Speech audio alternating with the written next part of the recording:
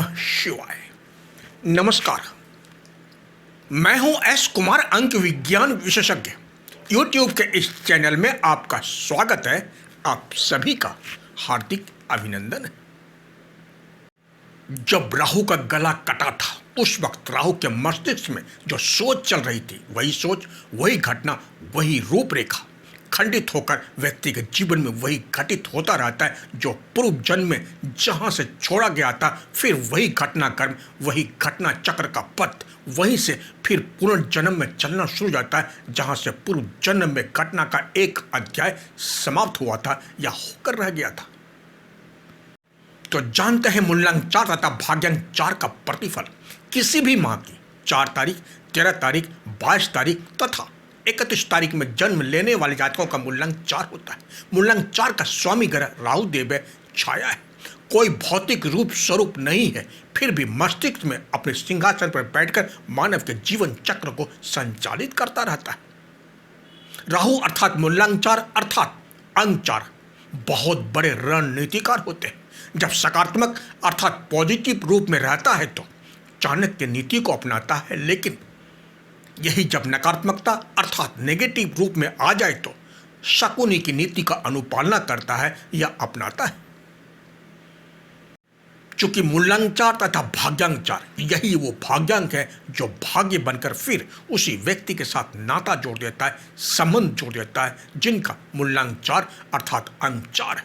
क्योंकि संसार में जितने भी अंक 4 के जातक हैं वह सब अपने पूर्व जन्म में खंडित हो चुके हैं।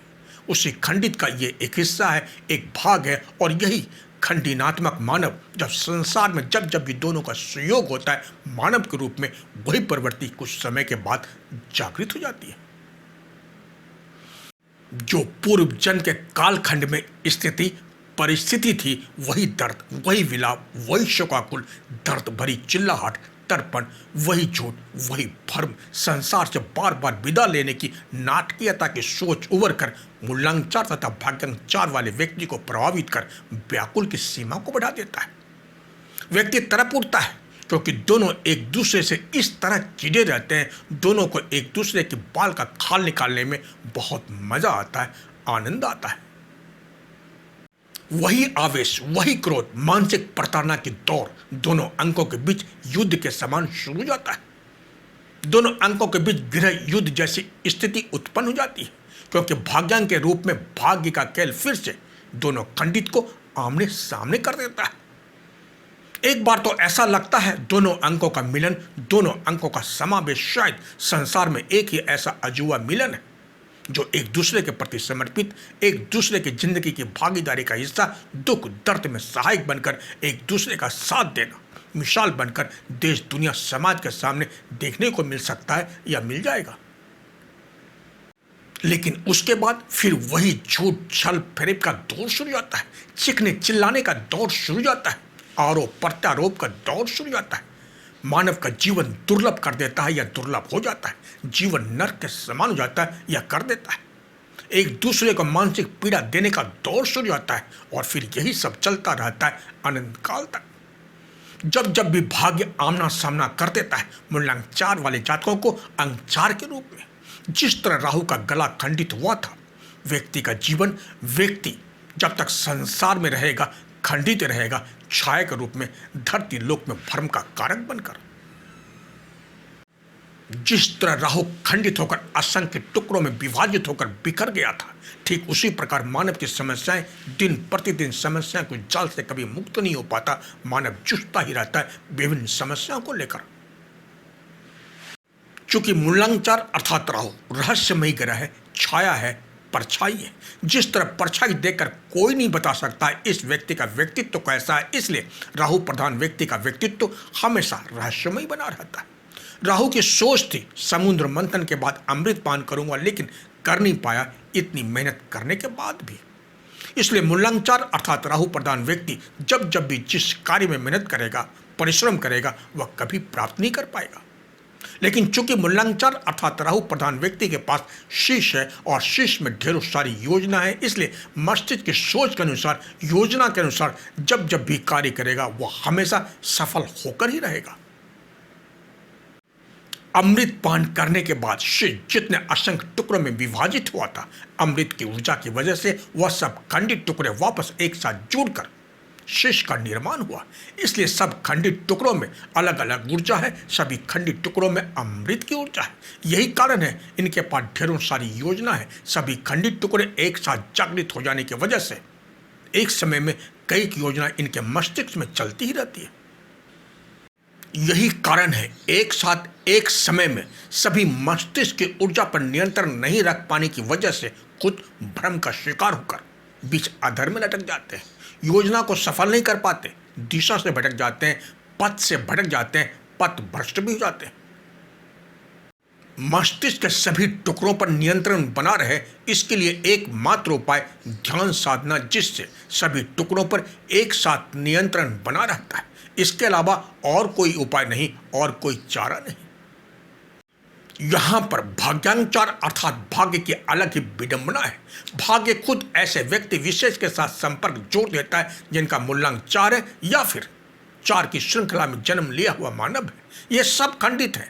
आश्चर्य की बात यह है कि खंडित खंडित आमने सामने, एक जीवन के रूप में तो दूसरा भाग्य के रूप में, दोनों ही आमने सामने। यह भाग्य है या फिर समय चक्र का दुर्भाग्य, यह भी सोचने की बात है। जिस प्रकार एक बार खंडित हो जाने पर वह भाग पुनः जुड़ नहीं सकता, क्योंकि खंडित हुए भाग का मार्ग दूसरे पथ के लिए अग्रसित हो जाता है। जिस तरह राहु खंडित हो जाने पर शेष का भाग राहु, तो वहीं एक शरीर के 2 भाग खंडित हो जाने पर धड़ का भाग केतु। ये दोनों ही खंडित भाग है जो कभी ना एक हुए हैं और ना ही सृष्टि का अनंत काल तक एक हो पाएंगे। ठीक उसी प्रकार मूलांचार भाग्यांचार से प्रभावित व्यक्ति का व्यक्तित्व स्वयं जब अथाह प्रयास करने के बाद जब सफलता का स्वाद चखने का समय आता है, तब वह अपने मूल उद्देश्य मूल लक्ष्य से भटक जाता है। या यूं भी कर सकते हैं, यहीं पर उसके भाग्य की ऊर्जा सक्रिय हो जाने की वजह से सफलता का स्वाद चखने से वंचित रह जाता है या वंचित कर देता है, जिस तरह पूर्व में राहु के साथ हुआ था या राहु ने किया था। जब मानव मूल उद्देश्य मूल लक्ष्य ध्यान साधना तपस्या लगन पथ से जब व्यक्ति अपना ध्यान खंडित कर जब आंख खोलता है, तब भाग्य को अपने सामने खड़ा पाता है।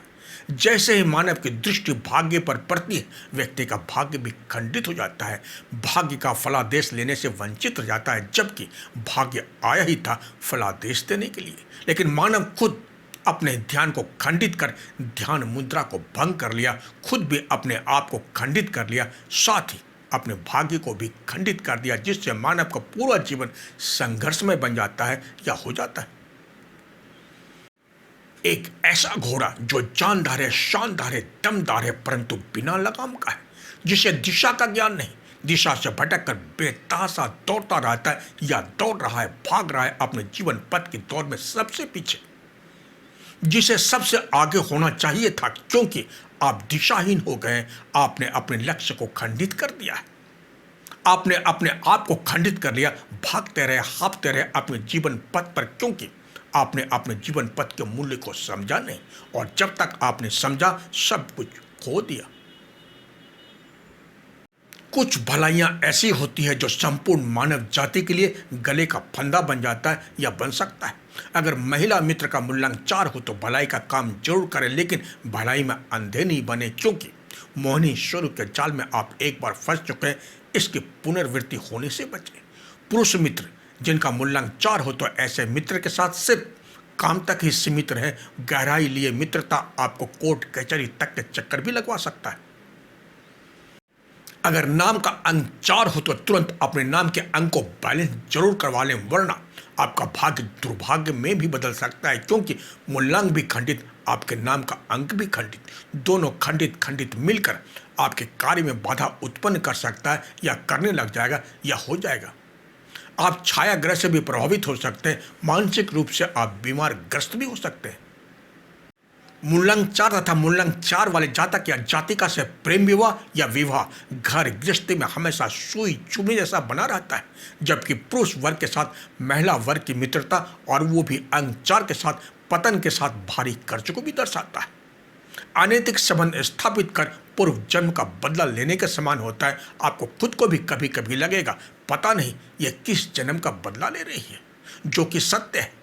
इसलिए भलाई जरूर करें, लेकिन लंबे समय तक जुड़े नहीं रहे। लक्ष्य को वही साधते हैं जिनकी इच्छा शक्ति बहुत प्रबल होती है, अपने आसपास क्या हो रहा है सब कुछ भूलकर। इससे इच्छा शक्ति और प्रबल होती है। जैसे देश के गृह मंत्री माननीय अमित शाह जी, इनका मूल्यांक 22 अंक 4 ही है। वरना सभी मां गंगे को धरती लोक में ले आते, राजा भागीरथी क्यों लाए? क्योंकि इनकी इच्छा शक्ति बहुत प्रबल थी, दृढ़ था, आत्मविश्वास लिए था। यही कटु सत्य है, वरना सभी मूल्यांक 4 वाले जातकों का जीवन चल ही रहा है। इसलिए मानसिकता को बिना भटकाए अपने टारगेट को पूरा करें, वरना आप अपने टारगेट से, अपने मिशन से कोसों दूर होते चले जाएंगे। इसलिए पहले जमीन से जुड़े, उसके बाद जमीन पर अपना आशियाना बने, वरना सब कुछ तो मिलेगा लेकिन आपको अपना आशियाना नहीं। पैसों की कदर करें, उड़ाए नहीं, वरना मृत प्राय व्यक्ति के समान आपका जीवन हो सकता है या हो जाएगा। जबकि मूल्यांक 4 तथा भाग्यांक 4 अर्थात भाग्य आपको देना चाह रहा है, क्योंकि आपने अपने पूर्व जन्मों में गरीब, लाचार, असहाय लोगों की खूब सेवा की। लेकिन भाग्य की विडंबना, आपका भाग्य पुनर्जन्म में दोनों हाथों से आपकी झोली को भरा भी, भरने की कोशिश भी खूब किया, लेकिन आपका दुर्भाग्य, आप अपने साथ दुर्भाग्य को भी साथ लेकर आए अपने संग संग, और दुर्भाग्य आपके झोली में इतने छेद कर दिया, सब आया गया हो गया। अपने पूर्व जन्मों के दुर्भाग्य की विडंबना देखें, जो आपने अपने पूर्व जन्मों में किया। आज आपके पास सब कुछ होते हुए भी कुछ भी नहीं है।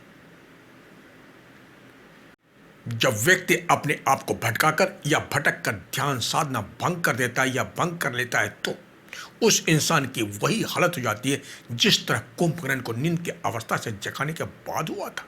यही कारण है आज भी किसी व्यक्ति को नींद की अवस्था से जगाया नहीं जाता, वह अपनी नींद से सोता जागता है। यही है आध्यात्मिक प्रक्रिया का रहस्य, मूल्यांक 4 भाग्यांक 4 का गुड रहस्य। तो इसी के साथ अपने शब्द को यही विराम देता हूं। अब तक आपने मेरे चैनल को सब्सक्राइब नहीं किए हैं तो इसे जरूर करें तथा बेल आइकन को जरूर दबाएं, ताकि जब भी नया वीडियो अपलोड होगा इसकी जानकारी आपको पहले मिल जाएगी। एवं लाइक, शेयर तथा कमेंट बॉक्स में जाकर कमेंट जरूर करें। तो इसी के साथ आप स्वस्थ रहें, मस्त रहें, सदा खुश रहें, अपने आसपास सफाई का ध्यान जरूर रखें। अगर आपको व्यक्तिगत जानकारी चाहिए तो आप मेरे मोबाइल नंबर पर संपर्क कर अपॉइंटमेंट ले सकते हैं।